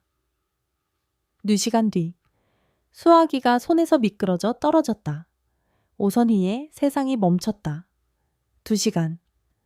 죄의 흔적을 지우고 꿈에서 현실로 돌아오기에는 너무나도 짧고 잔인한 시간이었다. 차가운 땀이 등줄기를 타고 흘러내렸다. 그녀는 마네킹처럼 굳어 있다가 이내 정신을 차리고 미친 듯이 2층으로 뛰어 올라갔다. 회장님, 그녀는 주인의 침실 문을 예의도 없이 벌컥 열었다. 어젯밤에 여운에 잠겨있던 강태호는 놀라 상반신을 일으켰다. 선희 씨, 왜 그래 사모님? 사모님께서 공항에 도착하셨답니다. 2시간이면 여기에 도착하신대요. 선희의 목소리는 공포로 갈라져 나왔다. 그제야 상황을 파악한 강 회장의 얼굴에서도 핏기가 가셨다. 느긋했던 그의 눈빛이 순식간에 날카로워졌다. 젠장 욕설을 내뱉은 그는 곧바로 침대에서 뛰쳐나왔다. 그때부터 두 사람의 필사적인 움직임이 시작되었다. 그것은 마치 범죄 현장을 수습하는 공범들의 몸부림과도 같았다. 가장 먼저 침대 시트를 벗겨냈다. 아직 두 사람의 온기와 희미한 향수 냄새가 뒤섞여 있는 시트와 이불 커버를 거칠게 벗겨내 세탁 바구니 가장 깊숙한 곳에 쑤셔 넣었다. 강 회장은 옷장 깊숙한 곳에서 최은희가 쓰던 것과 똑같은 패턴의 새 시트 세트를 꺼내왔다. 둘은 서툰 손길로 침대를 정리했다. 서로의 손이 스칠 때마다 어젯밤의 감촉이 떠올랐지만 지금은 그럴 때가 아니었다. 오직 공포와 초조함만이 그들을 지배했다. 욕실 강 회장이 외쳤다. 둘은 욕실로 달려가 그들이 함께 썼던 유리잔 2개를 씻어 제자리에 놓고 혹시나 제자리에 있지 않은 수건이 있는지 확인했다. 선희는 바닥에 떨어진 머리카락 한 올이라도 놓칠세라 엎드려 바닥을 훑었다. 환기시켜요. 선희가 외쳤다. 강 회장은 침실의 모든 창문을 활짝 열었다. 차가운 새벽 공기가 밀려들어와 밤사이 방을 가득 채웠던 두 사람의 밀도 높은 공기를 희석시켰다. 마치 아무 일도 없었다는 듯 모든 것을 원래대로 되돌려야 했다. 그 와중에도 선희의 머릿속은 온통 사라진 머리핀 생각뿐이었다. 그녀는 침대 주변을 정리하는 척하며 필사적으로 협탁 밑과 카펫 위를 훑어보았다. 하지만 어둠 속으로 사라진 값싼 플라스틱 조각은 보이지 않았다. 강 회장에게 차마 제 머리핀을 찾아야 한다고 말할 수는 없었다. 그것은 이 방에서 함께 밤을 보냈다는 명백한 자백이나 다름없었기 때문이다. 찾았어. 그녀의 불안한 시선을 눈치챈 강 회장이 물었다. 아닙니다. 그냥 먼지가 좀 있는 것 같아서요. 선희는 거짓말을 하며 필사적인 수색을 포기해야 했다. 시간은 야속하게 흘러가고 있었다. 그녀는 이제 기도할 수밖에 없었다. 제발 그 머리핀이 아주 깊숙한 곳으로 굴러러 들어가 영원히 발견되지 않기를. 모든 것을 정리하고 각자의 자리로 돌아왔을 때 약속된 2시간이 거의 다 되어 있었다. 선희는 가사도우미 유니폼으로 갈아입었다. 그것은 그녀의 갑옷이자 신분을 감추는 위장막이었다. 강 회장은 서재로 들어가 아무렇지 않은 척 신문을 펼쳐들었다. 거대한 저택은 다시 원래의 차가운 침묵을 되찾았다. 하지만 그 침묵 아래에는 두 사람의 미친 듯이 뛰는 심장 소리가 숨겨져 있었다. 마침내 현관도어락이 해제되는 소리가 들렸다. 띠리릭, 띠리리릭. 그 소리는 선희에게 마치 사형 선고처럼 들렸다. 다녀왔어요. 명랑한 목소리와 함께 최은희가 여행용 트렁크를 끌고 들어섰다. 제주도의 햇살을 잔뜩 받고 온 듯 그녀의 얼굴은 화사하고 생기가 넘쳤다. 어머 여보, 일찍 일어났네요. 서재에서 나오는 강 회장을 보며 은희가 활짝 웃었다. 선희 씨도 좋은 아침. 안녕히 다녀오셨습니까, 사모님? 선희는 허리를 굽히며 대답했지만 차마 그녀의 얼굴을 제대로 쳐다볼 수 없었다. 은희는 아무것도 의심하지 않는 듯했다. 그녀는 여행이 얼마나 즐거웠는지, 친구들과 무슨 이야기를 나누었는지 제잘거리며 2층으로 올라갔다. 선희는 그 뒤를 따라 짐을 옮기며 심장이 멎는 듯한 기분을 느껴야 했다. 은희가 침실문을 여는 순간 선희는 저도 모르게 숨을 멈췄다. 역시 집이 최고네. 은희는 침대에 몸을 던지며 만족스러운 한숨을 내쉬었다. 모든 것이 완벽하게 제자리에 있었다. 선희는 안도의 한숨을 내쉬려던 참이었다. 은희는 트렁크를 열어 짐을 풀기 시작했다. 면세점에서 산 화장품과 옷가지들을 꺼내 정리했다. 선희는 옆에서 그녀가 벗어놓던 옷들을 정리하며 도왔다. 모든 것이 순조롭게 흘러가는 듯했다. 사건은 정말 사소한 곳에서 터졌다. 은희가 뒤 화장대 위에 놓아두었던 다이아몬드 귀걸이 한쪽을 집으려다 실수로 바닥에 떨어뜨렸다. 어머나! 작은 귀걸이는 통통 튀어 침대 협탁 밑으로 굴러 들어갔다. 제가 찾겠습니다, 사모님. 선희가 다급하게 말하며 몸을 숙이려 했다. 하지만 은희가 손을 들어 그녀를 막았다. 됐어요. 내 물건인데 내가 찾아야지. 은희는 직접 무릎을 굽히고 몸을 낮춰 협탁 밑 어두운 공간을 들여다보았다. 반짝이는 귀걸이를 찾기 위해 그녀의 눈이 어둠에 익숙해지던 바로 그 순간이었다. 그녀의 눈에 무언가 다른 것이 들어왔다. 귀걸이 옆 카펫의 긴 섬유 사이에 박혀있는 검고 값싼 플라스틱 조각. 은희는 잠시 미동도 하지 않았다. 그녀는 천천히 손을 뻗어 그것을 집어들었다. 손바닥 위에 올려놓자 정체가 명확해졌다. 그것은 시장 좌판, 어디에서나 볼 수 있는 조악한 검은색 플라스틱 머리핀이었다. 자신의 화장대 위 수백만 원짜리 보석과 명품 액세서리들과는 결코 어울릴 수 없는 이질적인 물건이었다. 순간 은희의 머릿속에 흐릿한 기억 하나가 섬광처럼 스쳐 지나갔다. 며칠 전 주방에서 분주하게 움직이던 선희의 모습. 단정하게 쪽진 머리에 꽂혀있던 바로 이 머리핀이었다. 은희의 얼굴에서 모든 표정이 사라졌다. 명랑했던 미소 여행의 즐거움 생기 넘치던 홍조가 거짓말처럼 증발했다. 그녀는 천천히 자리에서 일어났다. 손에는 여전히 그 머리핀이 쥐어져 있었다. 그녀는 아무 말 없이 화장대 앞으로 걸어갔다. 그리고는 보석함 옆에 마치 중요한 증거품을 올려놓듯 그 검은색 플라스틱 머리핀을 탁 소리가 나게 내려놓았다. 선희는 그 모든 과정을 숨죽인 채 지켜보고 있었다. 사모님의 싸늘하게 식은 뒷모습만으로도 모든 것이 끝났음을 직감할 수 있었다. 은희는 거울을 들여다보았다. 거울 속에 비친 자신의 얼굴은 낯설었다. 더 이상 세상 물정 모르고 남편의 사랑만을 갈구하던 순진한 아내의 얼굴이 아니었다. 배신감으로 차갑게 얼어붙은 잔인한 복수를 예고하는 낯선 여자의 얼굴이 그 안에 있었다. 최은희가 돌아온 후의 며칠은 폭풍 전야의 고요함 그 자체였다. 그녀는 아무것도 묻지 않았고 아무것도 비난하지 않았다. 하지만 그녀의 침묵은 수천 마디의 질책보다 더 무겁고 잔인하게 오선희를 짓눌렀다.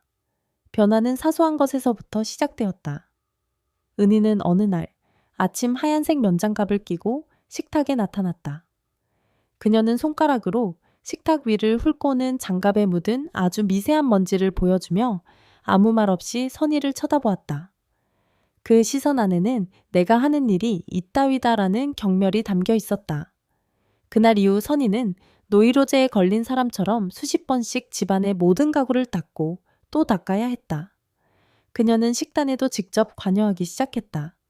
선희가 강 회장을 위해 정성껏 준비한 맵고 짠 밑반찬들은 집안의 격조를 떨어뜨린다는 이유로 모두 음식물 쓰레기통에 버려졌다. 대신 식탁에는 선희가 이름도 모르는 풀만 가득한 샐러드와 밍밍한 수프가 올랐다. 강 회장은 불평 한마디 하지 못하고 묵묵히 그것을 먹었다. 그는 아내의 침묵이 무엇을 의미하는지 알고 있었기에 그저 죄인처럼 고개를 숙일 뿐이었다. 저택의 모든 공간은 선희지에게 가시방석이 되었다. 특히 주인의 침실을 청소할 때면 숨이 막혀왔다. 화장대 위 보석함 옆에 보란듯이 놓여있는 검은색 플라스틱 머리핀은 마치 그녀의 죄를 고발하는 낙인처럼 선명했다. 은희는 그 머리핀을 치우지도 버리지도 않았다. 그저 선희가 방에 들어올 때마다 그것을 가장 잘 보이는 곳에 놓아두며 그녀의 죄책감을 한 겹 한 겹 벗겨냈다. 선희는 하루하루 피가 마르는 기분이었다. 차라리 소리를 지르고 머리채를 잡아주었으면 하고 바랄 지경이었다. 이렇게 서서히 심리적으로 말려 죽이는 방식의 복수는 그녀의 영혼을 갉아먹었다. 결전의 날은 금요일 오후 주방에서 찾아왔다. 그날따라 은희는 선희에게 주말 손님 맞이용 김치를 대량으로 담그라고 지시했다. 선희는 아침부터 수십 포기의 배추를 절이고 물을 차에 썰고 맵고 짠 양념을 버무리며 정신없이 일했다. 온몸이 땀과 고춧가루로 범벅이 되었다. 마지막으로 갓 담근 시원한 한 나박김치, 물김치를 커다란 유리그릇에 옮겨 담고 있을 때였다. 등 뒤에서 인기척도 없이 최은희가 유령처럼 나타났다.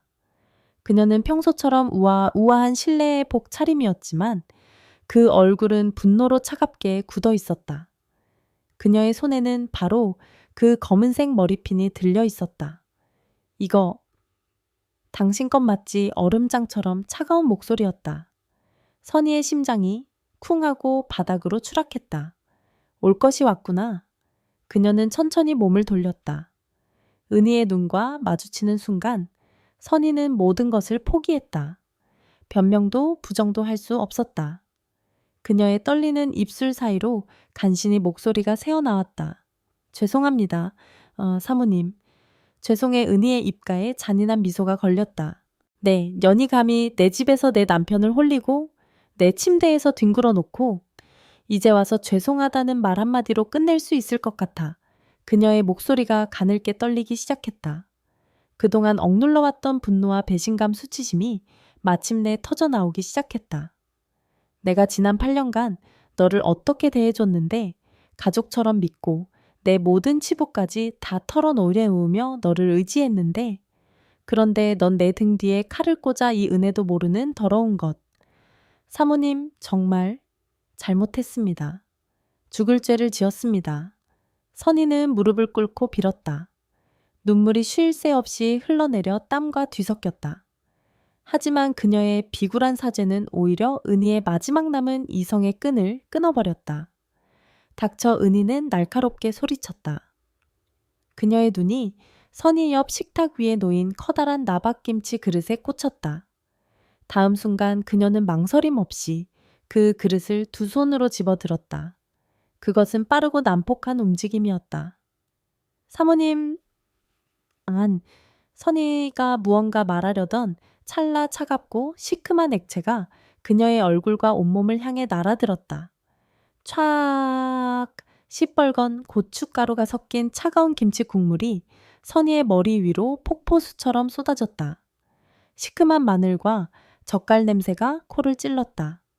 붉은 국물은 그녀의 얼굴과 머리카락을 타고 흘러내려 하얀 유니폼을 순식간에 붉게 물들였다. 잘게 썬 무 조각과 배추 잎사귀들이 그녀의 얼굴과 옷에 치욕스럽게 달라붙었다. 선희는 눈도 제대로 뜨지 못한 채 그 자리에 얼어붙었다. 육체적인 고통보다 더한 인간으로서의 존엄성이 산산조각 나는 소리가 들리는 듯했다. 더러운 건 더러운 물로 씻어내야지. 안 그래. 은희는 텅 빈 유리 그릇을 바닥에 내던지며 헐떡였다. 쨍그랑 유리 그릇이 산산조각 나며 파편이 사방으로 튀었다. 바로 그 순간이었다. 지금 이게 무슨 짓입니까? 저녁 약속을 마치고 돌아온 강태호와 어머니를 데리러 온 강하윤이 현관에서 들어서다 그 끔찍한 광경을 목격하고 말았다. 그들의 눈앞에 펼쳐진 것은 지옥도였다. 분노로 온몸을 떨고 있는 우아한 아내이자 어머니, 그리고 그 발치 아래 시뻘건 김치 국물을 뒤집어 쓴 채 비참하게 무릎 꿇고 있는 가사도우미, 바닥에 흩어진 유리 조각과 붉은 국물이 아수라장이 된 상황을 증명하고 있었다. 시간이 멈췄다.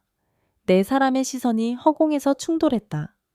강 회장의 얼굴은 새하얗게 질렸고 하윤의 입에서는 믿을 수 없다는 탄식이 터져나왔다.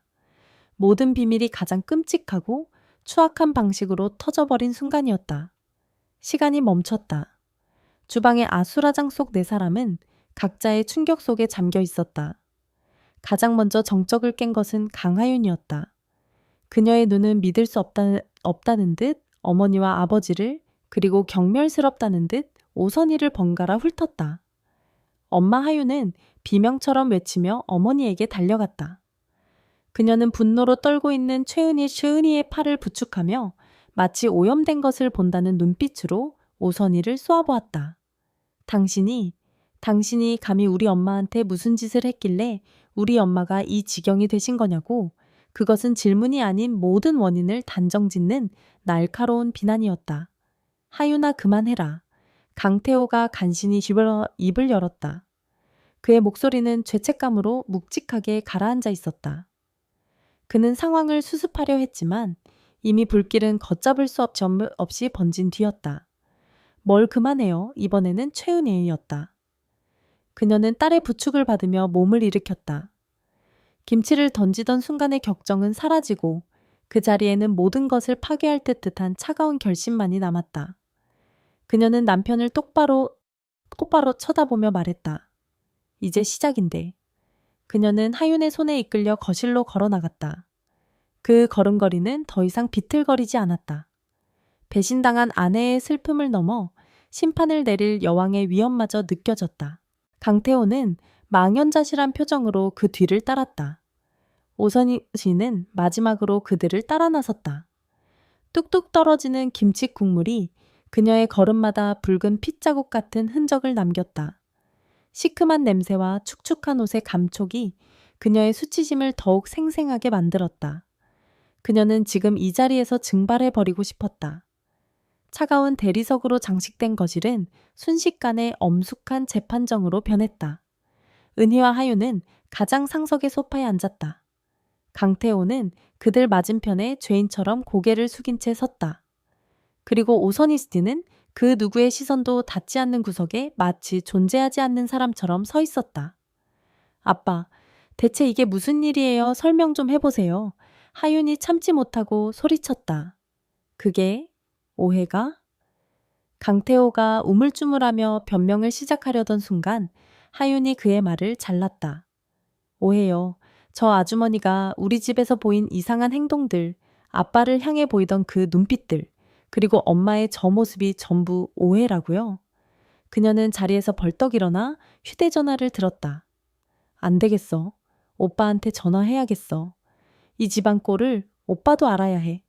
30분 뒤 저택의 현관문이 다시 열렸다. 대성그룹의 실질적인 후계자이자 장남인 강도윤이 냉기 가득한 얼굴로 들어섰다. 그는 동생의 다급한 전화를 받고 회의 중에 달려온 터였다. 그는 거실의 살벌한 분위기와 한쪽 구석에 김치 국물을 뒤집어 쓴 채 서 있는 오선희의 모습을 한눈에 파악했다. 그의 얼굴에는 동요 대신 차가운 이성이 번뜩였다. 대체 무슨 상황입니까? 그의 낮은 목소리는 소란스럽던 거실의 공기를 단숨에 제압했다. 그는 가족들의 감정적인 동요에는 관심 없다는 듯 오직 이 사태의 본질과 그것이 가져올 파장에만 집중했다. 그래서 이 일이 집 밖으로 새어나가기라도 하면 어쩔 생각이셨습니까? 대성그룹의 주가가 어떻게 될지는 생각해 보셨고요. 그의 첫 마디는 아버지의 불륜에 대한 비난이 아닌 기업의 리스크에 대한 질책이었다. 오빠, 지금 그게 중요해. 엄마가 저 여자 때문에 하윤이 울먹이며 소리쳤다. 그런 게 아니다. 내가 먼저. 강태호가 필사적으로 아들을 막아서며 변호하려 했다. 하지만 그의 옹색한 변명은 오히려 그의 죄를 더욱 선명하게 만들 뿐이었다. 도윤은 아버지를 차갑게 외면했다. 그의 시선이 구석에 서 있는 오선희에게 향했다. 그 눈빛에는 일말의 동정심도 없었다. 그는 마치 벌레를 보는 듯한 표정으로 그녀에게 첫 번째 판결을 내렸다. 아주머니, 당장 짐 싸서 나가세요. 위로금은 없을 겁니다. 그리고 오늘 이 일에 대해 외부에서 단 한마디라도 발설할 경우 대성그룹의 법무팀이 아주머니의 남은 인생을 책임지게 될 겁니다. 그것은 선고였다. 오선희한테는 아무 대답도 하지 못하고 그저 떨기만 했다. 하윤과 도윤의 분노, 강태호의 비굴한 변명, 오선희의 존재감 없는 절망이 뒤엉켜 거실은 아수라장이 되었다. 바로 그때였다. 지금까지 재판장처럼 모든 것을 지켜보기만 하던 최은희가 조용히 입을 열었다. 그녀의 목소리는 아주 작았지만 거실의 모든 소음을 집어삼킬 만큼 단호했다. 그녀는 다른 누구도 아닌 남편 강태호를 똑바로 응시했다. 여보, 40년을 함께 살아온 남편을 부르는 너무나도 익숙하지만 지금 이 순간만큼은 너무나도 낯선 호칭이었다. 강태호는 사형수의 심정으로 아내를 바라보았다. 그녀의 입술이 천천히 한 글자 한 글자 힘주어 움직였다. 우리 이혼해. 세상이 무너지는 소리가 들렸다. 그 한마디는 핵폭탄과도 같았다. 도윤의 이성적인 얼굴이 처음으로 무너져 내렸고 하윤은 입을 막으며 숨을 삼켰다. 아버지의 불륜에 대한 분노는 순식간에 가족 전체의 붕괴에 대한 공포로 바뀌었다. 이혼. 그것은 단순한 부부 관계의 끝이 아니었다. 대성그룹이라는 제국의 균열이자 완벽해 보였던 그들의 세상이 끝났음을 의미하는 선고였다. 뭐라고 강태호는 자신의 귀를 의심했다. 하지만 아내의 눈은 흔들림이 없었다. 그 순간 평생을 철옹성처럼 버텨온 대성그룹의 회장 강태호가 무너져 내렸다. 그의 다리에 힘이 풀리며 그는 쿵소리와 함께 아내의 발치 아래에 무릎을 꿇었다. 평생 누구에게도 굽혀본 적 없던 그의 등이 한없이 작아 보였다. 은하야, 제발 그것만은 안 돼. 내가 다 잘못했다. 제발 용서해줘. 그는 어린아이처럼 매달리며 빌었다. 그의 위엄과 자존심은 산산조각 나 바닥을 뒹굴었다. 하지만 최은희는 그 모습을 내려다보지도 않았다. 그녀는 차갑게 고개를 돌려버렸다. 그 외면은 수만 가지 욕설보다 더 잔인한 거절이었다. 오선예인은 그 모든 광경을 지켜보았다. 한 가족이 그녀로 인해 완벽하게 파괴되는 순간을 그녀는 더 이상 그들의 세상에 존재하지 않았다. 그녀는 이 비극을 촉발시킨 원인이었지만 이제는 그저 투명한 목격자일 뿐이었다.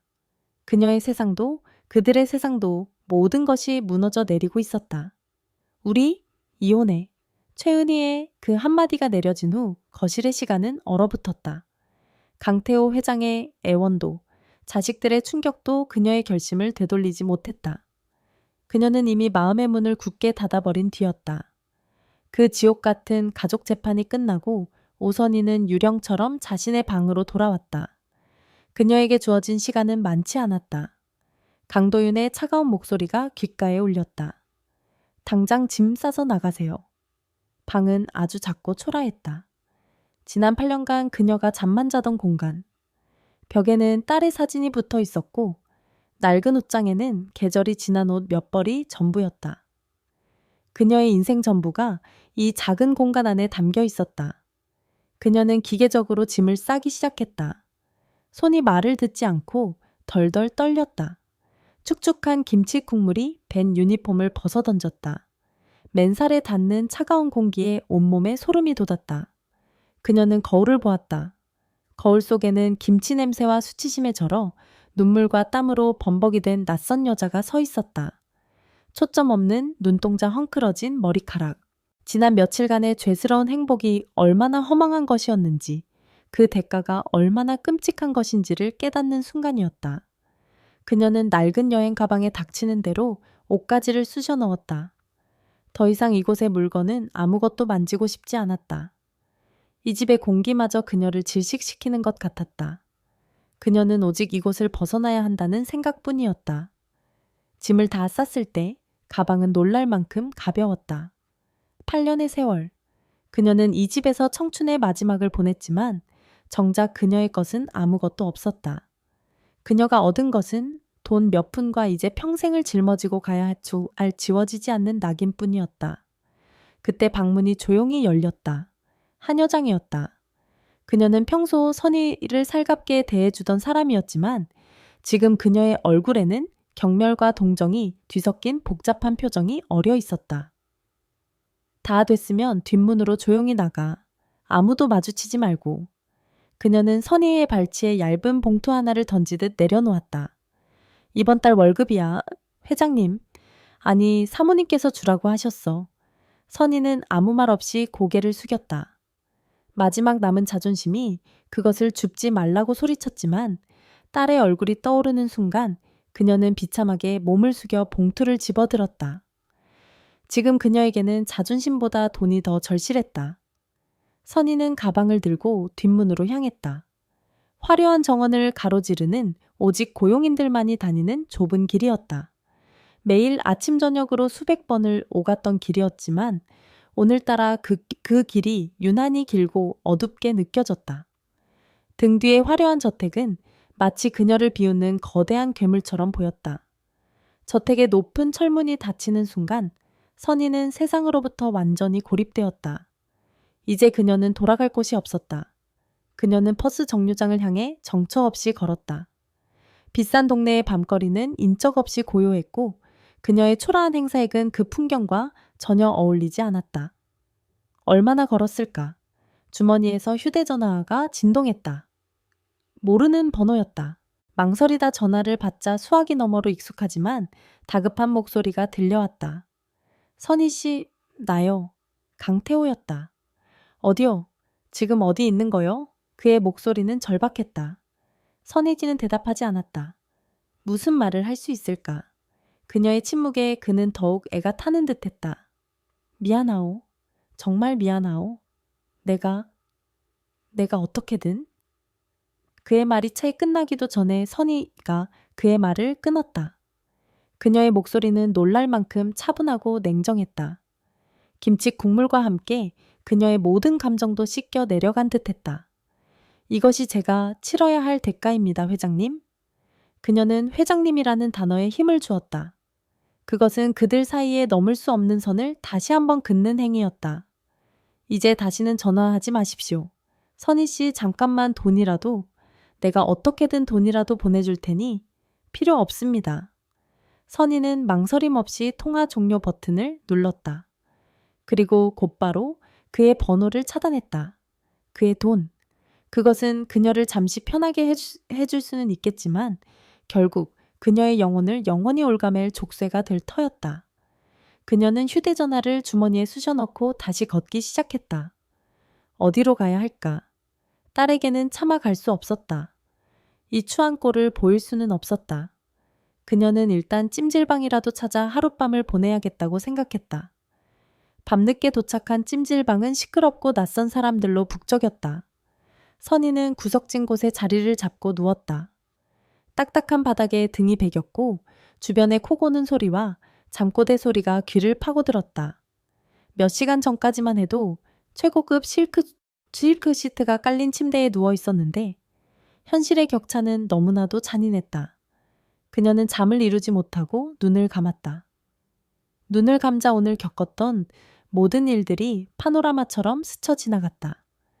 은혜의 분노에 찬 얼굴 바닥에 내동댕이 쳐지던 김치 그릇 도윤의 차가운 선고, 그리고 자신의 발치 아래 무너져 내리던 강태호의 모습까지. 그녀는 이제 어떻게 살아야 할까? 막막했다. 텅 빈 방에 홀로 앉아있는 기분이었다. 사방이 꽉 막힌 벽이었다. 그녀는 이불을 머리끝까지 뒤집었었다. 어둠 속에서 그녀는 소리 없이 눈물을 흘렸다. 치욕과 절망으로 얼룩진 밤은 그렇게 깊어가고 있었다. 6개월 후, 시간은 가장 무심한 치유사였다. 치욕과 절망으로 가득했던 그날의 기억은 희미해지지 않았지만 적어도 오선일이 살아남았다. 그녀는 평창동을 떠나온 후 모아두었던 쥐꼬리만 한 퇴직금과 한 여장이 던져준 마지막 월급을 탈탈 털어 서울 변두리의 낡은 시장 한 구석에 작은 가게를 얻었다. 선희엔 반찬이라는 소박한 간판을 내걸었다. 그녀가 평생 해온 일, 그리고 가장 잘하는 일은 결국 누군가를 위해 음식을 만드는 것이었다. 새벽 4시면 일어나 도매시장에서 신선한 채소를 떼오고 해가 뜰 무렵이면 가게의 작은 주방에서 나무를 묻히고 조림을 만들었다. 그녀의 하루는 고되고 쉴 틈 없었지만 이상하게도 마음은 평창동의 그 거대한 저택에 있을 때보다 훨씬 편안했다. 이곳에서는 누구의 눈치도 볼 필요가 없었다. 그녀는 더 이상 그림자 같은 가사도우미가 아닌 선인의 반찬의 당당한 주인이었다. 물론 현실은 녹록지 않았다. 가게세와 재료비를 제하고 나면 손에 쥐는 돈은 얼마 되지 않았다. 딸의 다음 학기 등록금을 생각하면 가슴이 철렁 내려앉았다. 하지만 선희인은 멈추지 않았다. 그녀는 땀 흘려 일하는 고단함 속에서 부서졌던 자신의 존엄성을 조금씩 다시 세워나가고 있었다. 딸 하영은 결국 모든 사실을 알게 되었다. 처음에는 엄마를 원망하며 모진 말을 쏟아냈다. 어떻게 그런 짓을 할 수가 있어? 창피해서 얼굴을 들고 다닐 수가 없어? 딸의 비난은 그 어떤 것보다 아팠다. 선희는 아무 변명도 하지 않고 묵묵히 딸의 분노를 받아냈다. 하지만 피는 물보다 진했다. 한 달쯤 지났을까? 하영은 말없이 가게에 나타나 앞치마를 둘렀다. 그녀는 여전히 엄마와 살갑게 대화하지는 않았지만 학교 수업이 끝나면 매일 가게로 와 서툰 솜씨로 남아 설거지를 하고 손님을 맞았다. 모녀는 그렇게 말없이 서로의 상처를 보듬으며 힘든 시간을 함께 견뎌내고 있었다. 한편 폭풍이 휩쓸고 지나간 평창동의 저택은 겉으로는 평온을 되찾은 듯 보였다. 최은희는 이혼 서류에 도장을 찍지 않았다. 그것은 남편을 용서해서가 아니었다. 그녀는 대성그룹의 안주인이라는 자신의 마지막 자존심과 남편에 대한 가장 잔인한 복수 방식을 택했다. 그녀는 집안의 모든 경제권을 손에 쥐었다. 강태호의 개인 비자금 통장까지 모두 찾아내 자신의 이름으로 돌려놓았다. 그는 이제 아내에게 용돈을 타서 써야 하는 신세로 전락했다. 집은 그의 소유였지만 그 안에서 그는 아무런 권리도 행사할 수 없는 식객이나 다름없었다. 은희는 그를 철저히 유령 취급했다. 같은 식탁에서 밥을 먹지도 않았고 눈도 마주치지 않았다. 그녀는 예전보다 더 화려하게 자신을 꾸미고 사교 모임과 해외여행으로 시간을 보냈다. 마치 보란 듯이 남편 없이도 얼마나 잘 살 수 있는지를 과시하는 듯했다. 강태호는 급격하게 늙어갔다. 한때 호랑이 같았던 그의 눈빛은 생기를 잃고 공허해졌다. 그는 대부분의 시간을 서재에 틀어박혀 지냈다. 하지만 그곳에서도 더 이상 위스키를 마시거나 골프 약속을 잡지 않았다. 그저 멍하니 창밖을 바라보며 시간을 죽일 뿐이었다. 그는 집이라는 감옥에 갇혀 영원히 끝나지 않을 형벌을 받고 있었다. 자식들과의 관계도 완전히 틀어졌다. 강도윤은 아버지와 사업적인 이야기 외에는 단 한마디도 섞지 않았다. 그는 아버지를 대성그룹의 회장으로만 대할 뿐 아버지로 인정하지 않았다. 강하윤은 아예 아버지와의 연락을 끊었다. 그녀는 철저히 어머니의 편에 서서 아버지를 자신의 인생에서 지워버렸다. 한때 완벽해 보였던 가족은 이제 서로에게 상처만 주는 이름뿐인 껍데기로 남았다. 그렇게 6개월이 흐른 어느 늦가을 오후였다. 선인의 반찬 가게에 한창 손님들이 몰려 바쁜 시간.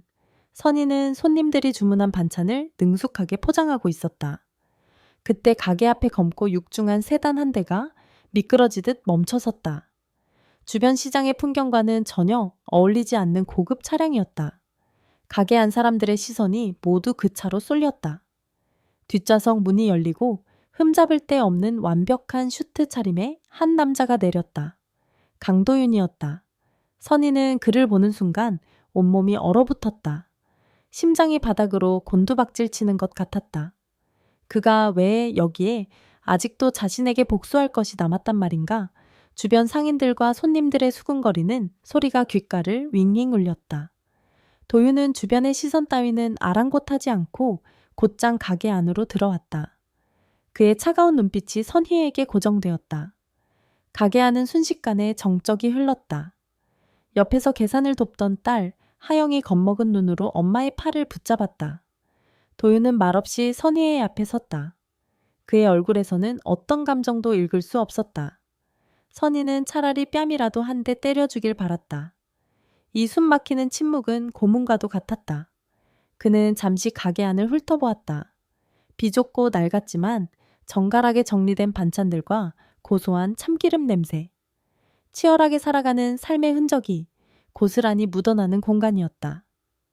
그는 다시 선희에게 시선을 돌리고는 품 안에서 서류 봉투 하나를 꺼내 계산대 위에 올려놓았다.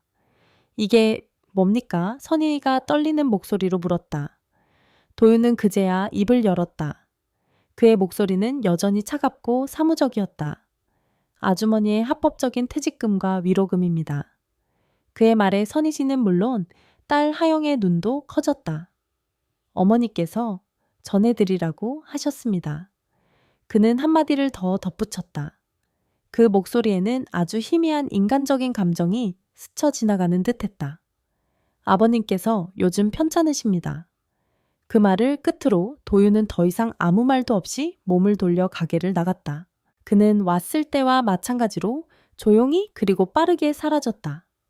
검은 세단이 시장 골목을 빠져나가고 나서야 멈췄던 가게 안의 시간이 다시 흐르기 시작했다. 선희는 계산대 위에 놓인 두툼한 봉투를 멍하니 내려다보았다. 봉투를 만지는 그녀의 손끝이 파르르 떨렸다. 이것은 용서일까? 아니면 마지막 남은 동정일까? 혹은 이제 다시는 우리 가족 앞에 나타나지 말라는 차가운 경고일까? 그녀는 알 수 없었다.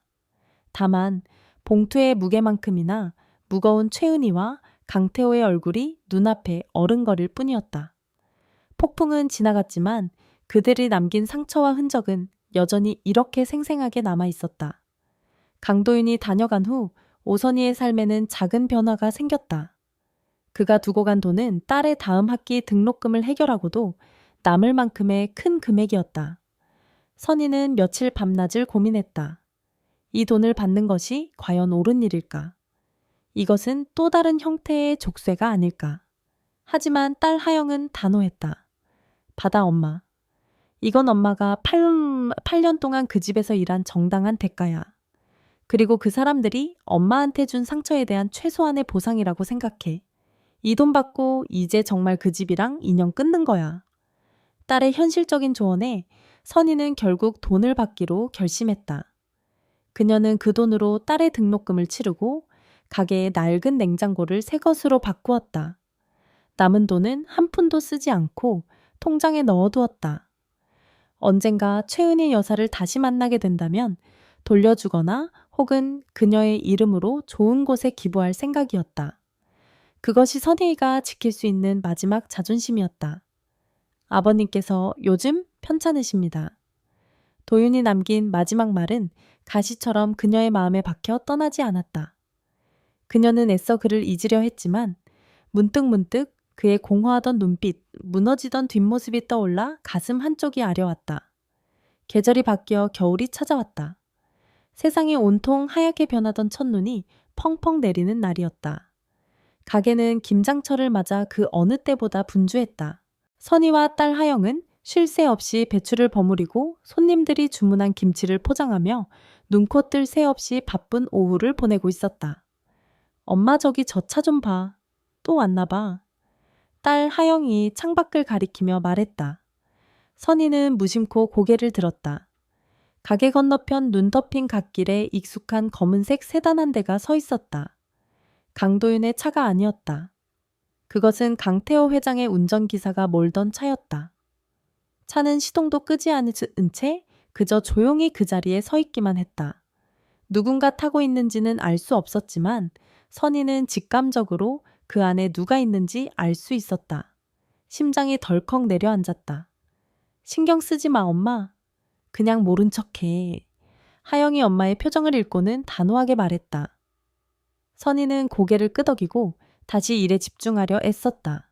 하지만 온 신경은 창밖의 검은 세단에 쏠려 있었다. 그는 왜 왔을까? 무슨 말을 하고 싶은 걸까? 가게 안의 따뜻한 온기와 맛있는 냄새 딸과 함께 웃으며 일하는 자신의 평화로운 모습. 어쩌면 그는 자신이 잃어버린 것을 확인하러 온 것인지도 몰랐다. 차가 그 자리에 머문 지 30분쯤 지났을까. 마침내 차의 뒷좌석 창문이 스르르르 내려갔다. 선희는 저도 모르게 숨을 멈췄다. 창문 너머로 강태호의 모습이 보였다. 6개월 전보다 훨씬 더 늙고 초췌해진 모습이었다. 한때 호랑이 같았던 그의 위엄은 온데간데 없고 깊은 슬픔과 회한에 잠긴 한 늙은 남자의 얼굴만이 남아 있었다. 그는 아무 말 없이 그저 가게 안을 분주하게 움직이는 선희의 모습을 가만히 바라보고 있었다. 바로 그 순간 선희는 무언가에 이끌리듯 고개를 돌렸다. 펑펑 쏟아지는 눈발 사이로 그들의 시선이 허공에서 마주쳤다. 아주 긴 정적, 시간이 멈춘 듯 했다. 그 짧은 순간 수만 가지 감정이 두 사람의 눈빛 속을 스쳐 지나갔다. 원망, 미안함, 그리움, 연민, 그리고 체념. 그들은 서로에게 아무 말도 건네지 않았다. 아니, 어떤 말도 필요 없었다. 선희는 먼저 시선을 거두지 않았다. 그녀는 더 이상 죄인처럼 고개를 숙이지 않았다. 그녀는 이제 선희인의 반찬 가게의 주인 오선희로서 그를 똑바로 마주했다. 그녀의 눈빛은 흔들리지 않았다. 그 눈빛은 나는 이렇게 잘 살고 있습니다. 그러니 당신도 이제 그만 나를 놓아주세요라고 말하고 있었다. 강태호는 그녀의 눈빛을 읽은 듯했다. 그는 아주 천천히 그리고 희미하게 고개를 끄덕였다. 그것은 사과였다. 그리고 작별 인사였다. 또한 그녀의 새로운 삶을 인정하고 보내주겠다는 무언의 약속이었다. 차가운 유리창이 다시 스르르 올라갔다 갔다. 검은 세단은 미끄러지듯 눈길 속으로 조용히 사라졌다. 마치 처음부터 그곳에 없었던 것처럼. 선희는 차가 사라진 자리를 한참 동안 바라보았다. 옆에 서 있던 딸 하영이 엄마의 손을 꼭 잡아주었다. 괜찮아, 엄마, 응, 괜찮아. 선희는 역게 미소 지었다. 정말로 괜찮았다. 그녀의 마음을 무겁게 짓누르던 마지막 앙금이 방금 내린 첫눈처럼 깨끗하게 씻겨 내려간 기분이었다. 그녀는 앞치마에 손을 닦고 다시 자신의 자리로 돌아갔다. 손님들이 그녀를 기다리고 있었다. 어서 오세요. 선희인의 반찬입니다. 그녀의 목소리는 어느 때보다 밝고 힘찼다. 창밖에는 여전히 아름다운 눈이 쏟아지고 있었다. 그 눈은 지난 계절의 모든 상처와 아픔을 말없이 덮어주고 있었다. 잘못된 사랑은 끝났지만 그녀의 인생은 끝나지 않았다. 오히려 비로소 자기 자신으로 오롯이 서는 진짜 인생이 시작되고 있었다. 선희 씨는 가게 안을 가득 채운 따뜻한 온기와 맛있는 냄새 속에서 조용히 미소 지었다.